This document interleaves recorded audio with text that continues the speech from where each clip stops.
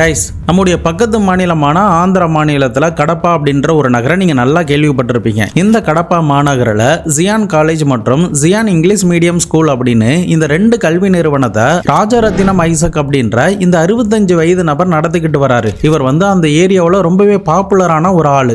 அது மட்டும் இல்லாமல் ரொம்பவே சின்சியராக கஷ்டப்பட்டு பயங்கரமாக ஹார்ட் ஒர்க் பண்ணி தான் இந்த நிலைமைக்கே வந்திருக்காரு.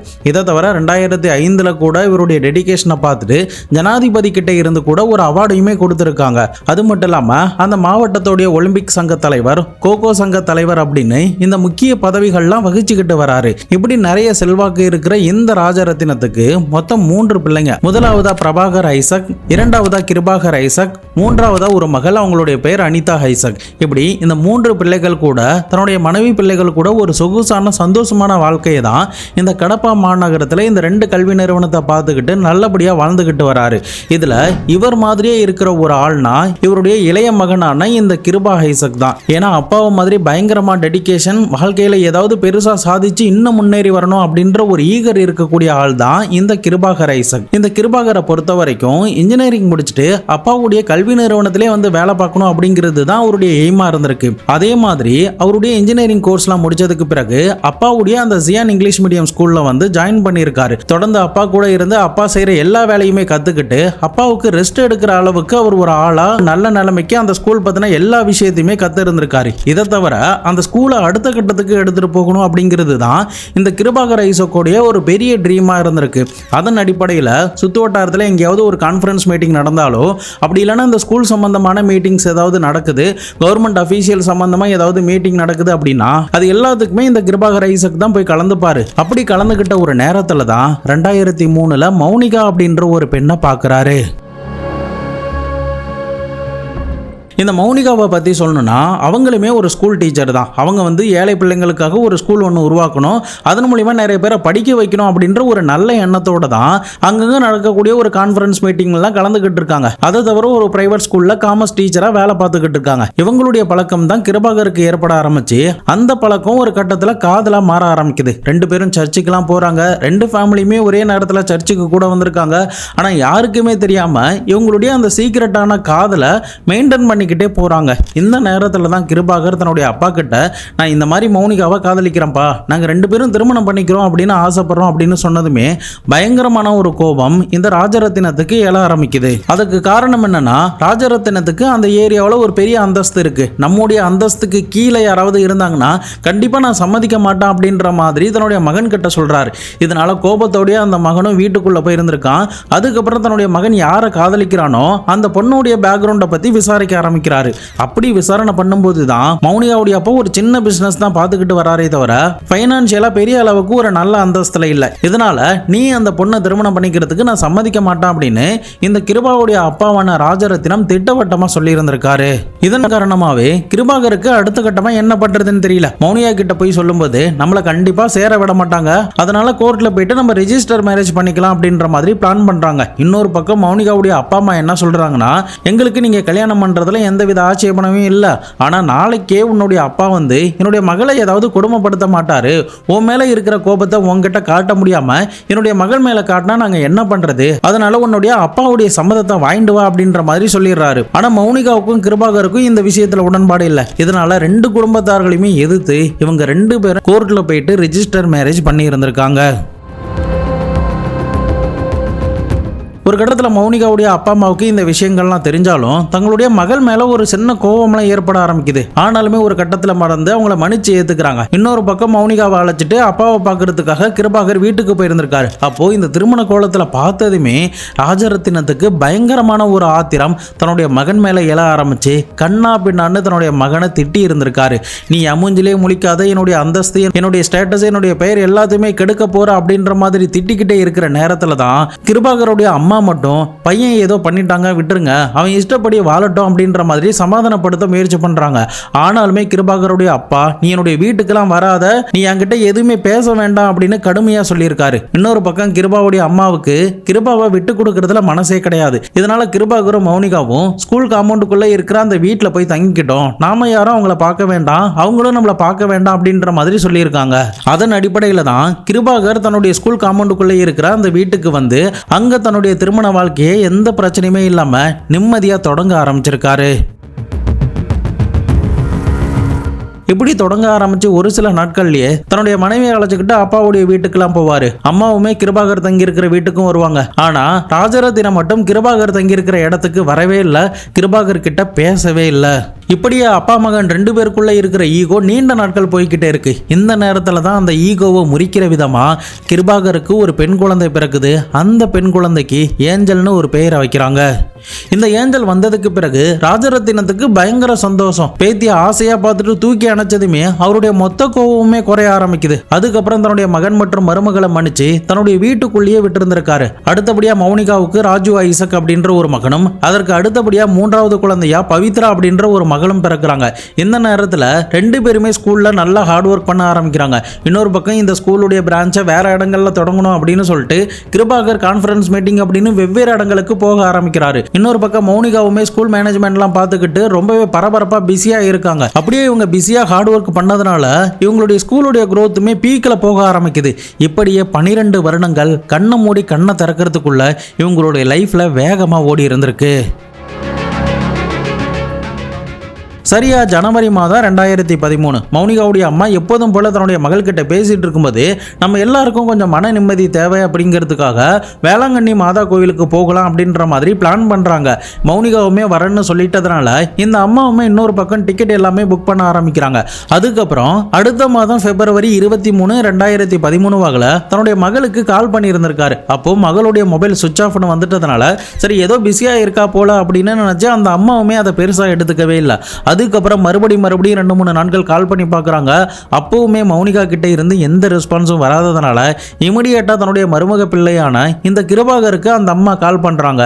அப்போ கால் பண்ணி என்ன மௌனிகா ஃபோனே எடுக்க மாட்டா, ஃபோனுமே சுவிட்ச் ஆஃப்னு இருக்கு, எங்கே இருக்கா அப்படின்ற மாதிரி கேட்குறாங்க. அப்போ கிருபாகர் என்ன சொல்கிறாருன்னா பெங்களூருக்கு ஒரு கான்ஃபரன்ஸ் மீட்டிங்காக போயிருக்கா, அவள் வந்ததுமே நான் கால் பண்ண சொல்கிறேன், இப்போ ஸ்கூலில் கொஞ்சம் பிஸியாக வேலை போய்கிட்டு இருக்கிறதுனால ஃபோனு கூட அவளால் எடுத்து பேச முடியல, சில சமயங்களில் சுவிட்ச் ஆஃப் கூட பண்ணி வச்சிருக்கா அப்படின்ற மாதிரி இந்த கிருபாகர் தன்னுடைய மாமியார் கிட்ட சொல்லி இருந்திருக்காரு. ஆனா பெங்களூருக்கு கான்ஃபரன்ஸ் மீட்டிங்காக போன இந்த மௌனிகா அதுக்கப்புறம் வீடு வந்து சேரவே இல்லை.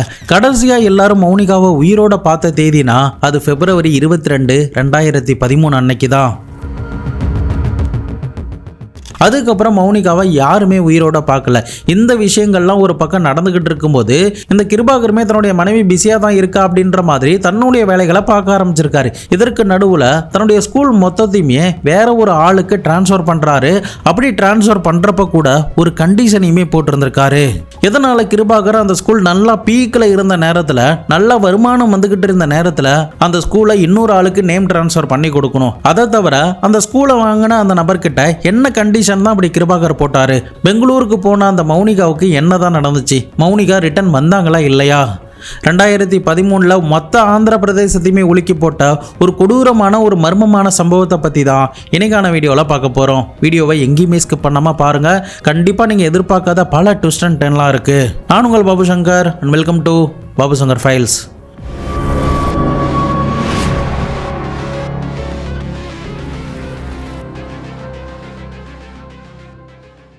நம்ம சேனலில் ரீசெண்டாக வர வீடியோஸ்லாம் உங்களுக்கு பிடிச்சிருக்குன்னு நினைக்கிறேன். வீடியோஸ்லாம் பிடிச்சிருந்ததுன்னா மறக்காமல் லைக் பண்ணி பாருங்கள். அப்போ தான் நிறைய பேருக்கு ரெக்கமெண்டில் போய் சேரும். மேற்கொண்டு உங்கள் ஃப்ரெண்ட்ஸ் யாருக்காவது இந்த மாதிரி வீடியோஸ்லாம் பிடிக்கும்னு நினச்சிங்கன்னா அவங்களுக்கும் ஷேர் பண்ணி விடுங்க. உங்களுக்கு நோட்டிஃபிகேஷன் சரியாக வரலன்னா நம்ம சேனலுக்காக டெலிகிராம் சேனல், வாட்ஸ்அப் சேனல் இருக்குது. அதுக்கான லிங்க் டிஸ்கிரிப்ஷனில் கூட கொடுத்துருக்கேன். வேணுங்கிறவங்க ஃபாலோ பண்ணிக்கோங்க. இங்கே வீடியோ ரிலீஸ் ஆனதுமே நாங்கள் அப்டேட் பண்ணிடுவோம். ஸோ நீங்கள் எந்த வீடியோவுமே மிஸ் பண்ணாமல் பார்க்கலாம்.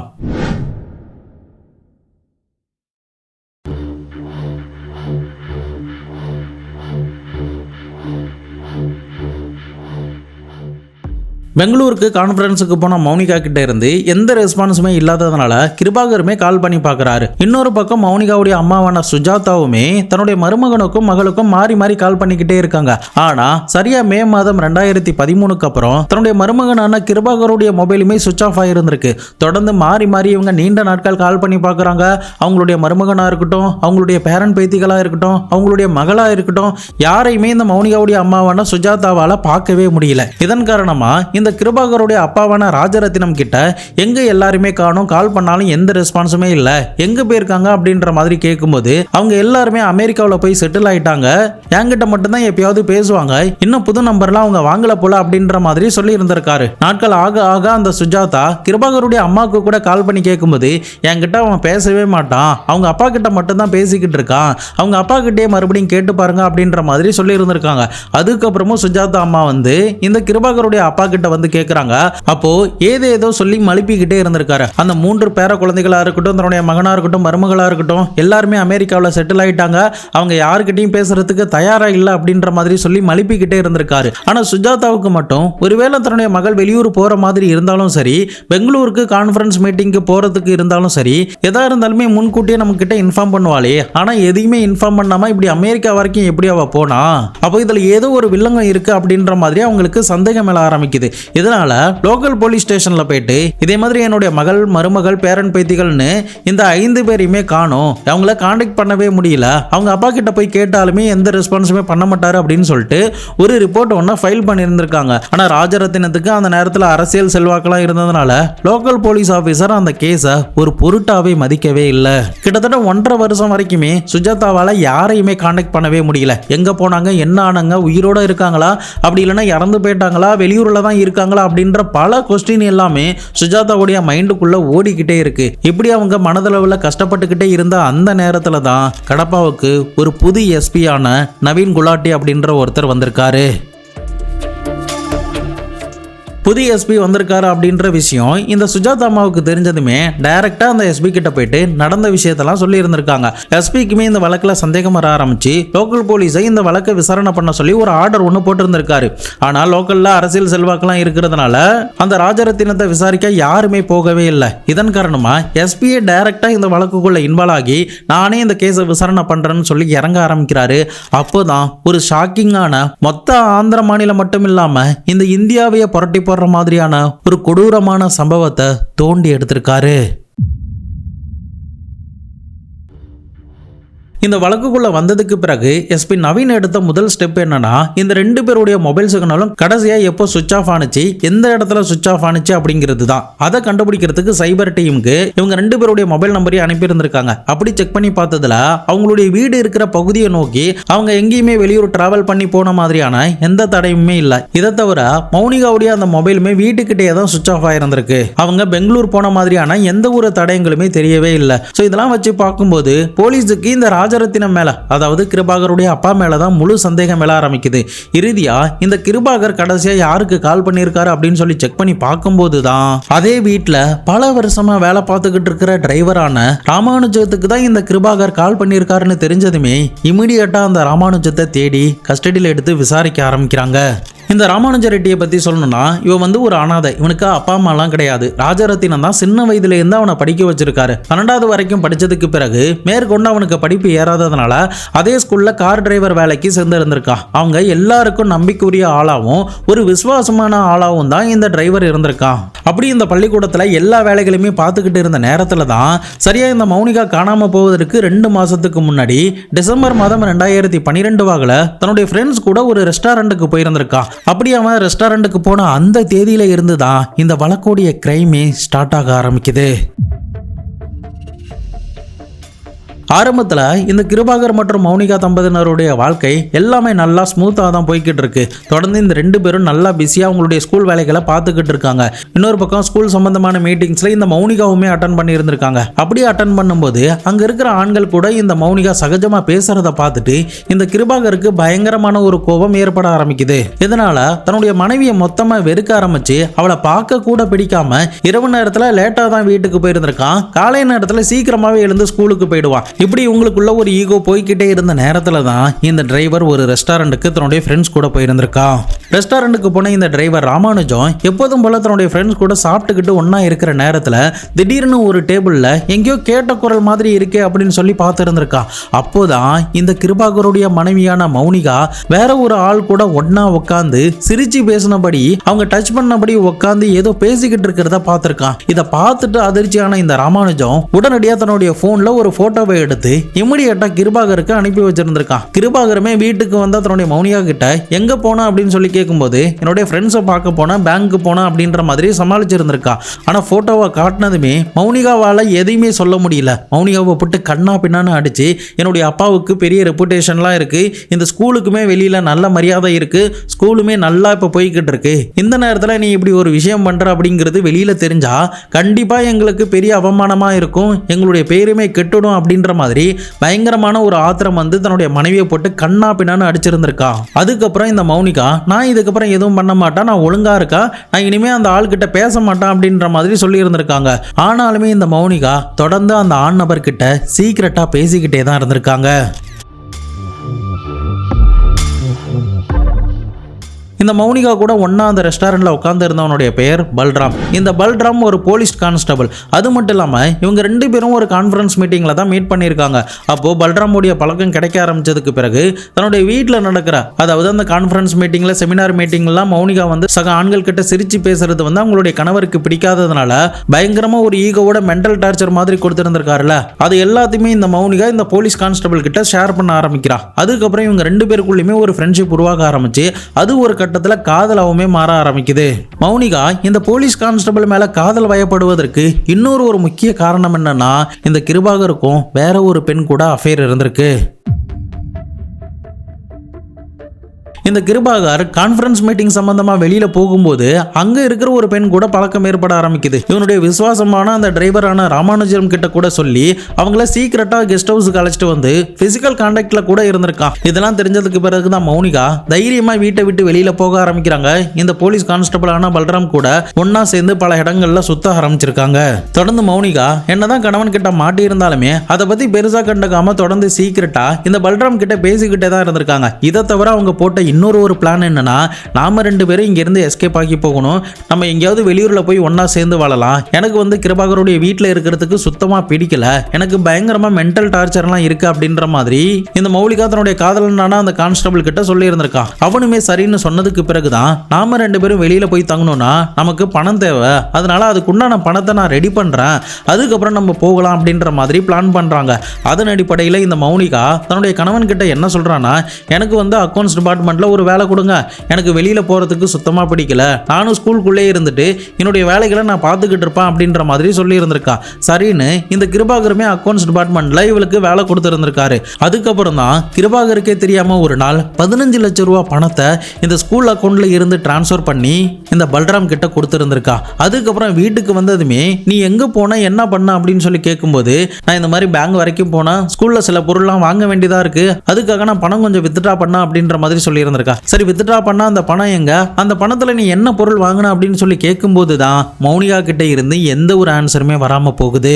பட் கிருபாகர் இந்த அளவுக்கு சந்தேகமா கேட்பதற்கு ஒரு காரணம் என்னன்னா, இந்த மௌனிகா மேல தொடர்ந்து இந்த கிருபாகருக்கு சந்தேகம் இருந்துச்சு. இதனால இந்த மௌனிகா எங்கெங்கெல்லாம் போறாளோ அங்கெல்லாம் தன்னுடைய டிரைவரான இந்த ராமானுஜம் கிட்ட சொல்லி சீக்கிரட்டா ஃபாலோ பண்ண வச்சிருந்திருக்கா. அப்படி ஃபாலோ பண்ணதுல தான் இவங்க பேங்க்கு போயிட்டு அந்த 15 லட்ச ரூபாய் பணத்தை வித்ட்ரா பண்ணி பல்ராம் கிட்ட கொடுத்தது, இவங்க ரெண்டு பேரும் ஓடி போறதுக்கு பிளான் பண்றது முதற்கொண்டு எல்லாமே இந்த ராமானுஜம் மூலியமா இந்த கிருபாகருக்கு தெரிய வர ஆரம்பிக்குது. தொடர்ந்து மௌனிகா கிட்ட இருக்கிற போன் எல்லாம் பிடுங்கி அவளை கண்ணா பின்னான்னு அடிச்சு ஒரு ரூம்ல லாக் பண்ணி இருந்திருக்கான். அவளுக்கு சாப்பாட்டை தவிர வேற எதுவுமே கொடுக்கப்படல. இப்படியே பல நாட்கள் அந்த ரூம்குள்ள இருக்கும்போது தான் அந்த பொண்ணு அங்க இருக்கிற தூக்க மாத்திரையை அதிகமா சாப்பிட்டுட்டு தற்கொலைக்கு முயற்சி பண்ணி இருந்திருக்காங்க.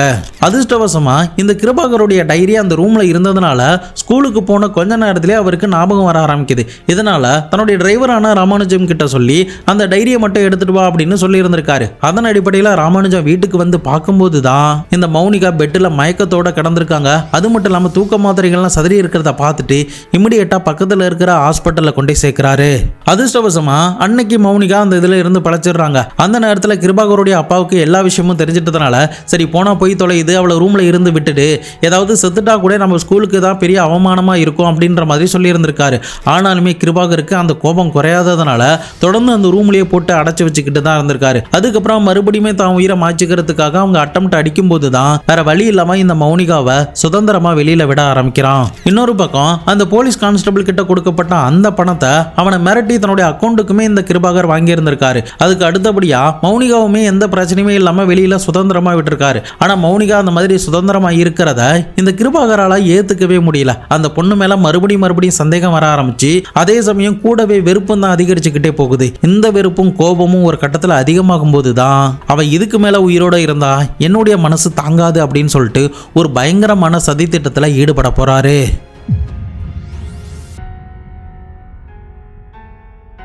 இந்த கிருபாகருக்கு கோபத்தில் என்ன பண்ணுறதுனே தெரியல. மௌனிகாவை சாகடிச்சா மட்டும்தான் நம்முடைய கோபம் தீரும் அப்படின்னு முடிவு பண்ணி தன்னுடைய டிரைவரான ராமானுஜம் கிட்ட நீ அவளை கொலை பண்ணுறியா, உனக்கு உண்டான காசு கேஸு எல்லாத்தையுமே நானே பார்த்துக்கிறேன் அப்படின்ற மாதிரி சொல்லியிருந்திருக்கான். ஆனால் இதை கேட்டதுமே ராமானுஜமுக்கு பகீர்னு ஆகியிருந்திருக்கு. என்னால் முடியாது அப்படின்னு தான் சொல்லியிருந்திருக்கான். ஆனால் கிருபாகர் உனக்கு சின்ன வயசுல இருந்து எல்லாத்தையுமே நாங்கள் தான் பார்த்தோம். இன்னைக்கு நீ ஒரு நல்ல நிலைமையில இருக்கினா அதுக்கு முழு காரணமே எங்கள் ஃபேமிலி மட்டும்தான். கண்டிப்பாக உன்னை கைவிட மாட்டோம். நாங்கள் என்ன வேணாலும் பண்ணுவோம். நீ அதனால எனக்காக இதை மட்டும் பண்ணி கொடு, அப்பதான் எனக்கு ஒரு மன நிம்மதியை கிடைக்கும் அப்படின்ற மாதிரி சொல்லியிருந்திருக்கான். அதன் அடிப்படையில் தான் இந்த ரெண்டு பேரும் சரியா பிப்ரவரி 22, 2013 வாகல அந்த குழந்தைகள்லாம் தூங்குனதுக்கு பிறகு மௌனிகா இருக்கிற அந்த ரூம்குள்ள போயிருந்திருக்காங்க. அப்போதான் ஒரு புடவையால மௌனிகாவுடைய கழுத்தை என்ன ஏதுன்னு கேட்காமலே துடிக்க கொலை பண்ணி இருந்திருக்காங்க. பட் அன்னைக்கு மௌனிகாவை இந்த ரெண்டு பேரும் சேர்ந்து தான் கொலை பண்ணி இருந்திருக்காங்க. ஆனா கொஞ்ச நேரத்திலே இந்த கிருபாகருக்கு ஒரு பயம் ஏற்பட ஆரம்பிக்குது. நாளைக்கு நம்முடைய குழந்தைகள் எழுந்துட்டா எங்க அம்மான்னு தேடுவாங்களே, நம்ம இந்த கேஸ்ல எங்கேயாவது மாட்டிப்போமோ அப்படின்ற ஒரு பயமும் ஒரு குற்ற உணர்ச்சியும் தான் இந்த கிருபாகருக்கு ஏற்பட ஆரம்பிக்குது. இதனால அடுத்ததா என்ன பண்றதுன்னு தெரியாம அழுதபடியே தன்னுடைய அப்பாவான ராஜரத்தினத்துக்கு இந்த கிருபாகர் கால் பண்றாரு.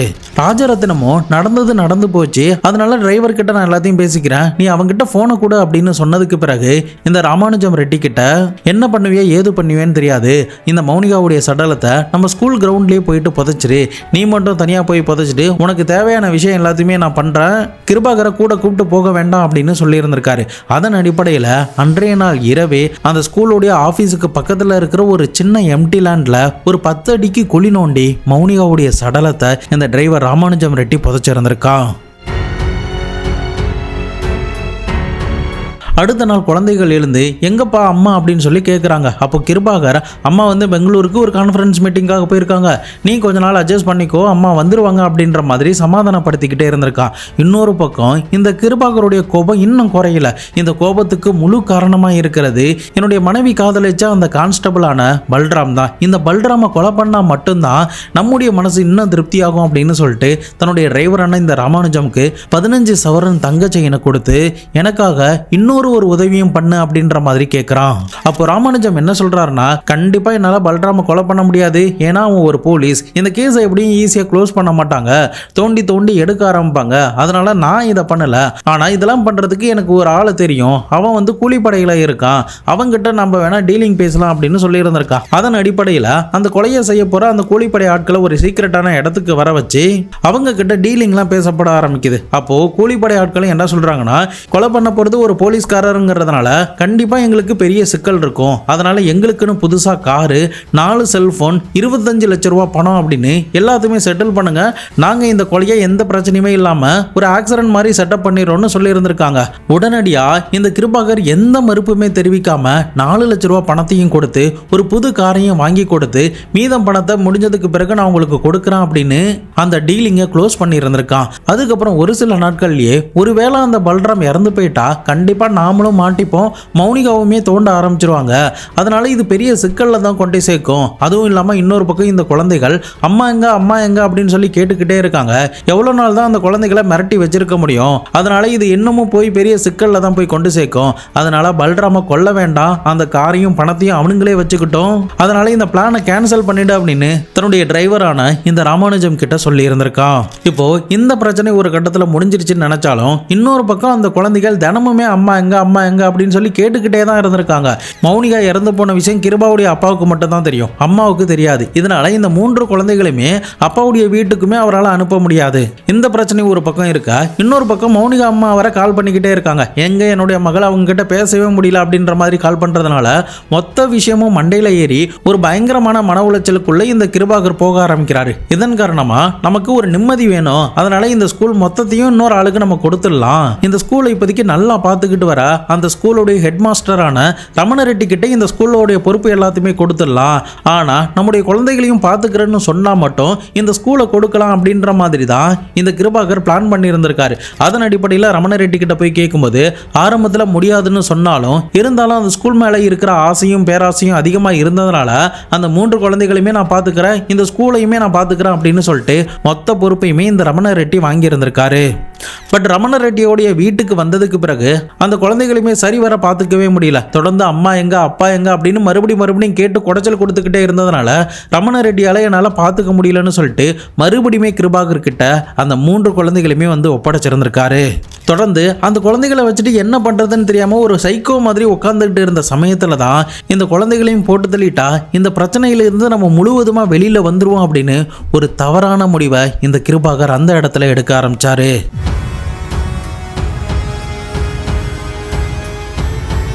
அதுக்கப்புறம் தன்னுடைய டிரைவரான ராமானுஜம் பிள்ளையுமே வர வச்சு அவனுடைய மனைவியை பார்த்துக்க வர சொல்லி இருந்திருக்காங்க. கொஞ்ச நாட்கள் ராமானுஜமுடைய மனைவி பார்த்துக்கிட்டாலும் கூட அவங்களாலுமே அந்த குழந்தைகளை சமாளிக்க முடியல.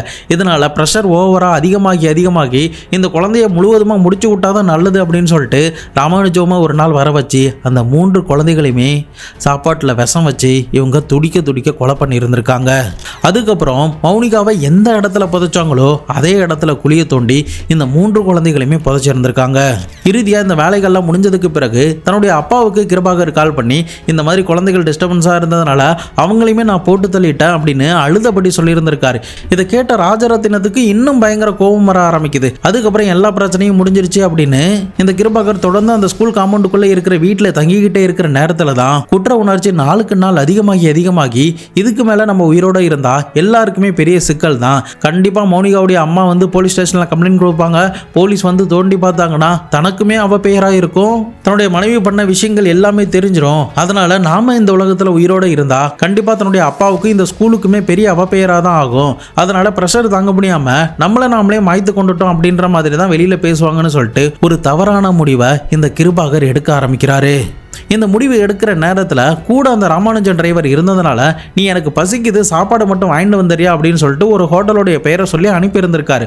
அந்த ஹோட்டல் வந்து கொஞ்சம் தூரமாக இருக்கிறதுனால இந்த ராமானுஜன் வருவதற்குமே கொஞ்சம் லேட் ஆகும். அந்த நேரத்துக்குள்ள தான் இந்த கிருபாகர் ஆஃபீஸ் ரூமில் இருக்கக்கூடிய ஒரு ஃபேனில் தன்னைத்தானே மாட்டிக்கிட்டு தொங்கி இருந்திருக்காரு.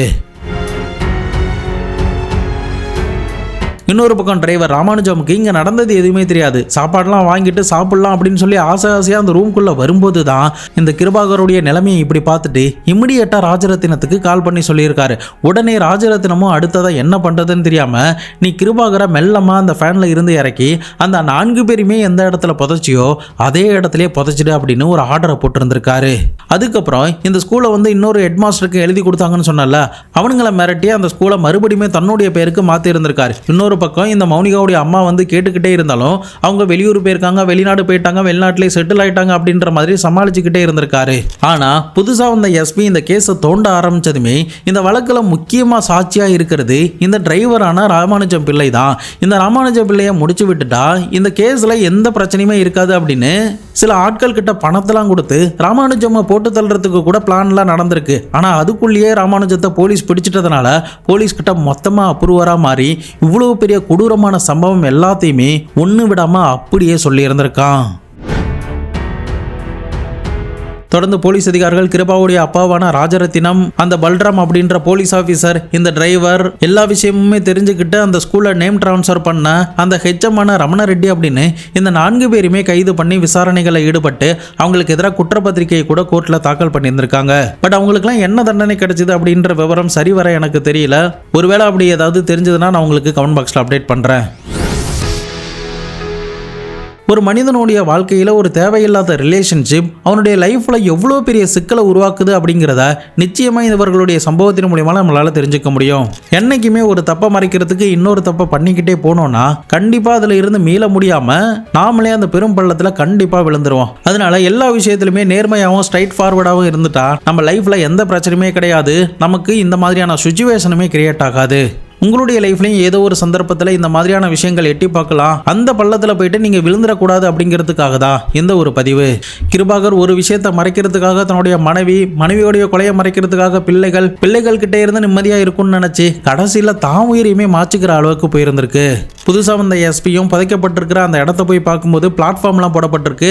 அதை எல்லாத்தையுமே உழைச்சிட்டு தோண்டி பார்க்கும்போது தான் இந்த டிரைவர் சொன்ன மாதிரியான 5 எலும்புக்கூடுகள் அதில் இருந்து கிடச்சிருக்கு. அது எல்லாத்தையுமே ஃபாரன்சிக் லேபுக்கு அனுப்பி டெஸ்ட்லாம் பண்ணி பார்த்துருக்காங்க. நீங்க இந்த கிருபாகருடைய கொலையை பத்தி என்ன நினைக்கிறீங்க அப்படிங்கிறதையும் இதன் மூலமா நீங்க என்ன தெரிஞ்சுக்கிட்டீங்க அப்படிங்கிறதையும் மறக்காம கமெண்ட் பாக்ஸ்ல சொல்லுங்க. இதை பத்தி உங்களுடைய நண்பர்களும் தெரிஞ்சுக்கணும்னு நினைச்சீங்கன்னா அவர்களுக்கும் ஷேர் பண்ணி விடுங்க. நாளை மறுநாள் வேற ஒரு கிரைம் கேஸோட வேற ஒரு வீடியோல உங்களை வந்து சந்திக்கிறேன். அது வரைக்கும் உங்களிடமிருந்து விடைபெறுவது உங்கள் பாபுசங்கர்.